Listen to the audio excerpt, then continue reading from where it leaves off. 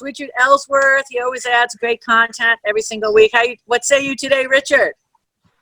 Well, I was figuring, based on everything we've been talking about, that it might be good to chat a little bit about anxiety and how we can try and quell that a little bit.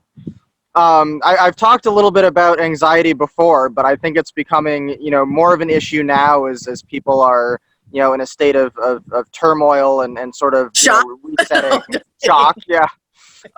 Trying to sort of reset their lives and figure out, what's going on in the world. And for me, I'll connect it to my own life. I live in kind of, isolation. So, and I'm a big people person. So, being in the time that we're in, my anxiety is just through the roof.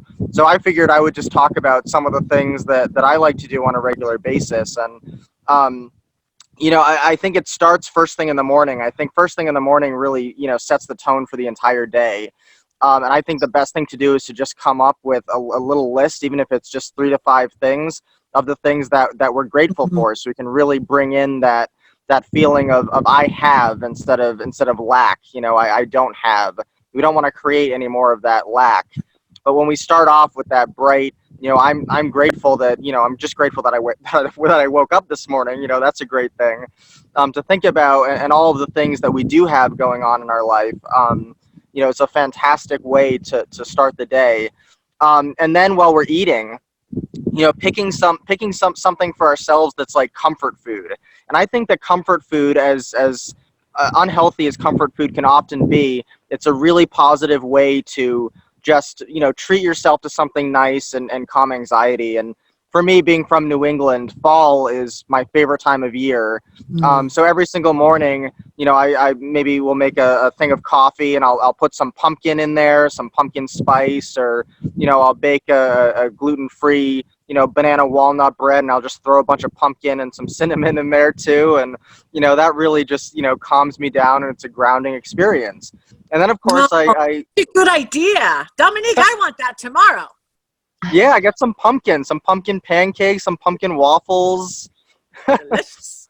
And then also, I don't like to push too many supplements, but, for me, right now, I mean, I'm taking, 5-HTP. I'm taking my GABA, the gamma aminobutyric acid, not gabapentin or anything like that. That would be a little crazy. I take lithium orotate, which is, not the lithium that people use for bipolar, but, just a version that's enough to like calm that self-talk that goes on in the mind.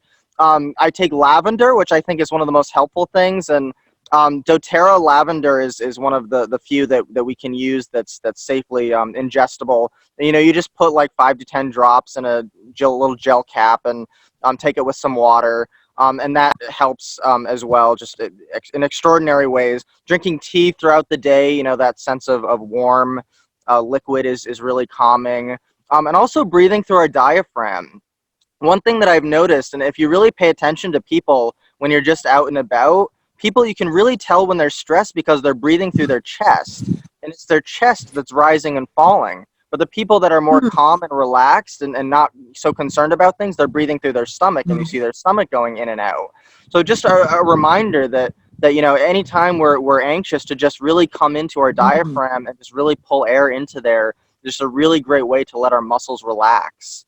And then if we have I know that we're in a socially distanced, setting and time period right now, but if we have the ability to, get a massage or some acupuncture or something, just to treat ourselves to something, because, it is very important to be taking care of the health of the people in our community by doing all of these social distancing measures and wearing masks. But when we give all that energy out, we're not giving much energy to ourselves. So treating ourselves to things is a really good way to remind ourselves that we deserve to have that calm space too, and to really, come into a place of grounding.